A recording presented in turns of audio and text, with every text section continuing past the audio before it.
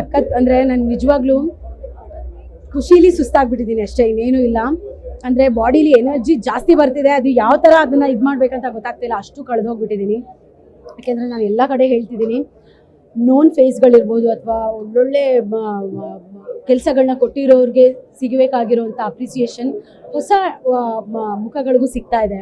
ಅಂದರೆ ಡ್ರ್ಯಾಗನ್ ಮಂಜು ಆಗಿರ್ಬೋದು, ಅಶ್ವಿನಿ ಆಗಿರ್ಬೋದು, ಗಿರಿಜಾ ಕ್ಯಾರೆಕ್ಟರ್ ಆಗಿರ್ಬೋದು, ಪ್ರತಿಯೊಬ್ಬರಿಗೂ ಯಾರು ಹೊಸಬ್ರು ಅಂತ ಅನ್ನಿಸ್ತಾ ಇಲ್ಲ ಅಂತ ಹೇಳ್ತಾ ಇದ್ದಾರೆ. So thank you so much ಅದಕ್ಕೆ.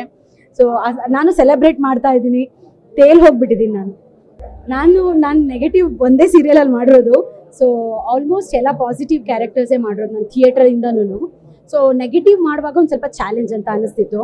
ಅದು ಬಿಟ್ಟು ನನಗೆ ಗಿರಿಜಾ ಈ ಥರದೊಂದು ಖಡಕ್ ಪೊಲೀಸ್ ಆಫೀಸರ್, ಅನ್ಯಾಯದ ವಿರುದ್ಧ ವಾಯ್ಸ್ ರೈಸ್ ಮಾಡೋವಂಥ ಒಬ್ಬ ಪೊಲೀಸ್, ಯಾರಿಗೂ ಕೇರೆ ಮಾಡಲ್ಲ ಅವಳು ಅನ್ನೋ ಥರ ಕೇಳಿದಾಗ ನಂಗೆ ಸಖತ್ ಖುಷಿ ಆಯಿತು. ನಾನು ಯಾವಾಗ ಇದನ್ನು ಆ್ಯಕ್ಟ್ ಮಾಡ್ತೀನೋ ಅಂತ ಕಾಯ್ತಾ ಇದ್ದೆ ನಾನು.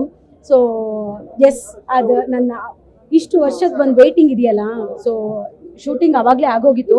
ಈ ವೆಯ್ಟಿಂಗಿಗೆ ಅದನ್ನ ನಾನು ಏನು ಅಂದ್ಕೊಂಡಿದ್ದು ಅದನ್ನ ಮೀರಿ ಒಂದು ಸಿಗ್ತಾ ಇದೆ ಪ್ರೀತಿ, ಆಶೀರ್ವಾದ ಎಲ್ಲ.